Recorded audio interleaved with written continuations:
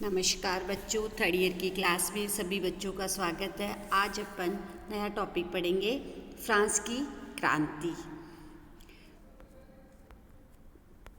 France की क्रांति और फ्रांस की क्रांति से पहले आज जो टॉपिक है वह है फ्रांस की क्रांति से के पहले का इतिहास क्या था।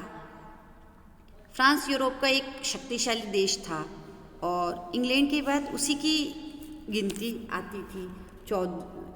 14वें लुई के शासनकाल में फ्रांस यूरोप में सबसे अधिक शक्तिशाली देश हो गया था। उसने युद्धों के माध्यम से फ्रांस की सीमाओं का विस्तार किया, सामंतों की शक्ति का दमन किया और राज्य की संपूर्ण शक्तियों को अपने हाथ में केंद्रित किया। राज्य में कोई भी शक्ति ऐसी नहीं थी जो किसी तरह उसका विरोध कर सके, परंतु लुई 14वें के युद्धों ने राज्य की आर्थिक स्थिति को बिगाड़ दिया। सरकार पर भारी कर्जा हो गया। उसकी मृत्यु के बाद लुई 15वें ने लगभग 60 वर्षों तक शासन किया। वह स्वयं तो अयोग्य, आलसी और विलासी था ही, उसके मंत्री भी वैसे ही अयोग्य और निकम्मे थे। दरबार के विलासी जीवन तथा युद्धों के कारण उसके शासनकाल में फ्रांस की आर्थिक स्थिति निरंतर बिगड़ती गई, परंतु उसे सुधारने का प्रयास नहीं किया गया।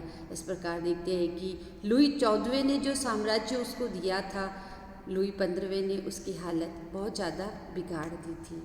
लुई 16वां फ्रांस में पुरातन व्यवस्था का अंतिम शासक था। लुई 15वें की मृत्यु के बाद 1774 ईस्वी में वह फ्रांस का राजा बना। उस समय उसकी आयु केवल 20 वर्ष की थी। उसे फ्रांस जैसे विशाल साम्राज्य का शासन चलाने योग्य आवश्यक शिक्षा तथा अनुभव प्राप्त नहीं हो पाया था। राजा बनते समय वह एक भला तथा सद्भावना वाला व्यक्ति था और उसकी नैतिकता तथा कर्तव्यपरायणता की बड़ी चढ़ी थी, परंतु उसमें इच्छा शक्ति का अभाव था। वह व्यक्तियों को परखने की योग्यता से वंचित था, क्योंकि उसको इतना अनुभव प्राप्त नहीं हुआ था। कम उम्र में ही वो राजा बन गया था, अतः वह अपने प्रभावशाली लोगों की बातों में बहुत जल्दी आ जाता था। अपने शासन के प्रारंभिक काल में वह बुद्धिमान राजनीतिज्ञ तुर्कों के प्रभाव में रहा, परंतु बाद में उस पर उसकी पत्नी का प्रभाव बढ़ गया, जो उसके और पुरातन व्यवस्था दोनों के बीच एक तरह से प्राणघातक सिद्ध हुई। रानी अंतोनेट।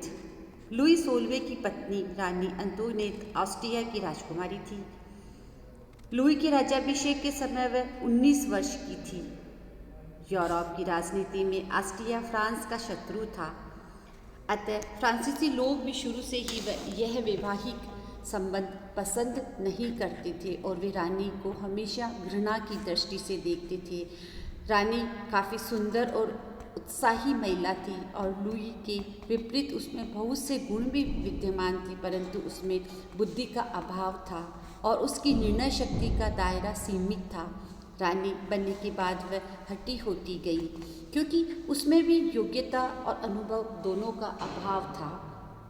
अनाप शनाप खर्च करने लगी, उसमें घमंड और अहंकार की मात्रा बढ़ती गई।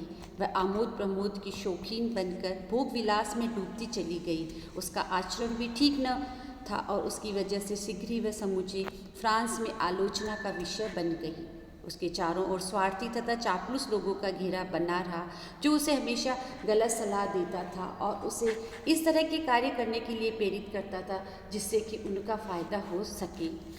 नेक्स्ट है तुर्कों के सुधार कार्य। लुई 16वें ने शासक बनते ही तुर्कों को अपना वित्तीय मंत्री नियुक्त किया था। तुर्को अपने युग का प्रसिद्ध अर्थशास्त्री तथा राजनीतिज्ञ था और उसमें असाधारण साहस और योग्यता थी। उसने लगभग 2 वर्ष इस पद पर रहते हुए कार्य किया।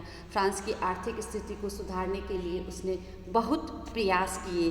उसने उद्योग तथा व्यापार की उन्नति के लिए इस क्षेत्र को अधिक स्वतंत्र एवं सुविधाएं दिलाने तथा कष्टप्रद जो कर लगे हुए थे, जिन करों से अत्यधिक दुख होता था, उन करों को कम करने की इसने कोशिश करी।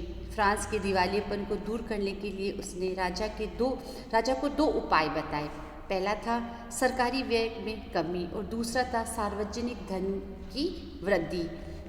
सरकारी आय को बढ़ाने के लिए कृषि, उद्योग तथा व्यापार को बहुत से प्रतिबंधों से मुक्त करना जरूरी था, क्योंकि तुर्कों की नज़र में अनावश्यक करों की वजह से व्यापार एक तरह से पंगु हो गया था। तुर्कों ने बहुत से अनावश्यक खर्च कम करके काफ़ी धन की बचत कर ली, परंतु इससे वे अब सभी लोग उसके शत्रु बन गए, जो अब तक उस अनावश्यक खर्च पर ही शान शौकत का जीवन बिता रहे थे। इसके साथ ही तुर्कों ने खाद्य सामग्री के व्यापार पर लागू बहुत से प्रतिबंधों से हटाकर अनाज के व्यापार में स्वतंत्रता का सिद्धांत लागू किया। तुर्कों ने व्यावसायिक श्रेणी का अंत कर दिया। इससे कारीगरों तथा दस्तकारों को नए नए उद्योग खोलने को प्रोत्साहन मिला। तुर्कों के इस कदम से सटोरिया व्यापारी तथा श्रेणियों के नेता जो उसके शत्रु बन गए, जो कि इस तरह के सुधारों से अपने आप को ठगा सा महसूस करने लग गए थे। तुर्कों ने कोरवी नामक कर को भी समाप्त कर दिया। इसके अंतर्गत किसानों को बिना मजदूरी के सड़कों पर काम करना पड़ता था। बच्चों, ये ऑब्जेक्टिव क्वेश्चन है, कोरवी कर क्या था? और किसान लोग इसे घृणा की दृष्टि से देखते थे, क्योंकि उनसे बिना मजदूरी दिए ही सड़कों पर काम करवाया जाता था। जब किसानों को इस कार्य के लिए पारिश्रम देने की व्यवस्था की गई, इस धन की पूर्ति के लिए कुलीन वर्ग तथा अन्य भूस्वामी वर्ग पर एक समान कर लगाए गए। अंत में जब 1776 ईस्वी के मार्च महीने में तुर्कों ने कई विशेषाधिकारों को समाप्त करने, राज्यों के करों में कमी करने, नमक हटाने, किसानों को नमक कर हटाने, किसानों को आर्थिक सहायता उपलब्ध कराने आदि प्रस्ताव रखे, तो समस्त विशेषाधिकार प्राप्त वर्ग उसके विरुद्ध हो गया। उन्होंने रानी मारी को भी अपने पक्ष में कर लिया। रानी और कुलीनों ने मिलकर लुई पर दबाव डाला कि वह तुर्कों को मंत्री पद से हटा दे। लुई अपनी रानी के आग्रह को न टाल सका और उसे विवश होकर अपने योग्य मंत्री को हटाना पड़ा, और यही लुई की 16वें की सबसे बड़ी गलती साबित हुई, क्योंकि जो सुधारात्मक कार्य लुई कर रहा था वह आगे आकर उसके फ्रांस की आर्थिक स्थिति को मजबूत कर सकता था, लेकिन उसकी रानी के और चापलूसों के कहने पर उसने उस लुई को अपने पद से हटा दिया। थैंक यू बच्चों।